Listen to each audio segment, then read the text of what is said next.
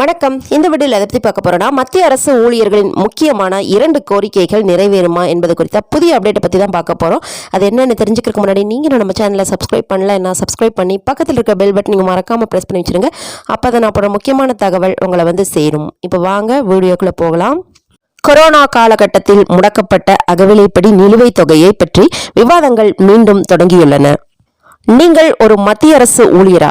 உங்கள் குடும்பத்தில் யாரேனும் மத்திய பணியிலோ அல்லது ஓய்வூதியதாரர்களாவோ இருக்கிறார்களா? அப்படி என்றால் இந்த செய்தி உங்களுக்கு மிக உதவியாக இருக்கும்.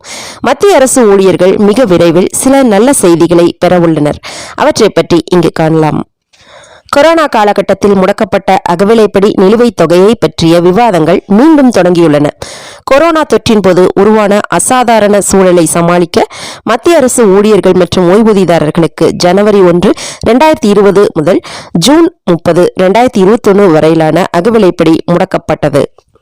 அப்போது 17% அகவிலைப்படி மட்டுமே வழங்கப்பட்டது. முடக்கப்பட்ட தொகையை கொரோனா பாதிப்புகளை சமாளிக்கும் பணிகளில் ஈடுபடுத்த அரசு முடிவு செய்தது.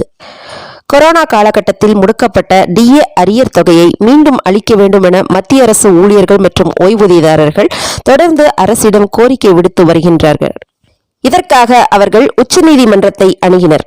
அகவிலைப்படியை நிறுத்த அரசுக்கு உரிமை இல்லை என்றும், ஊழியர்கள் மற்றும் ஓய்வூதியம் பெறுவோர் டிஏ நிலுவைத் தொகையை பெற வேண்டும் என்றும் உச்சநீதிமன்றம் தனது தீர்ப்பில் கூறியது.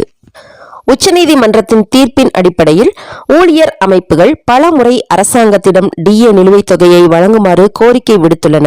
தற்போது நாட்டின் பொருளாதார நிலை மேம்பட்டுள்ளதால் அகவிலைப்படி அரியர் தொகையை அரசாங்கம் வழங்க வேண்டும் என்பது அவர்களது கோரிக்கையாக உள்ளது. 18 மாத டிஏ அரியர் தொகையை முழுமையாக வழங்காவிட்டாலும் இதை தவணைகளிலாவது வழங்க வேண்டும் என மத்திய அரசுக்கு ஊழியர் அமைப்புகள் கோரிக்கை விடுத்துள்ளன. டிஏ அரியர் தவிர ஊழியர்கள் சார்பில் மற்றொரு கோரிக்கையும் உள்ளது.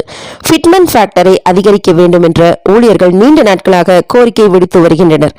இப்போது மத்திய அரசு ஊழியர்களின் ஃபிட்மென்ட் ஃபேக்டர் 2.57 உள்ளது.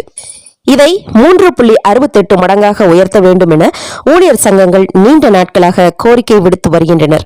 இது நடந்தால் அடிப்படை சம்பளம் ரூபாய் 18,000 ரூபாய் 21,000 உயரும். இது ஊழியர்களின் ஊதியத்தில் மிகப்பெரிய அதிகரிப்பை கொண்டு வரும்.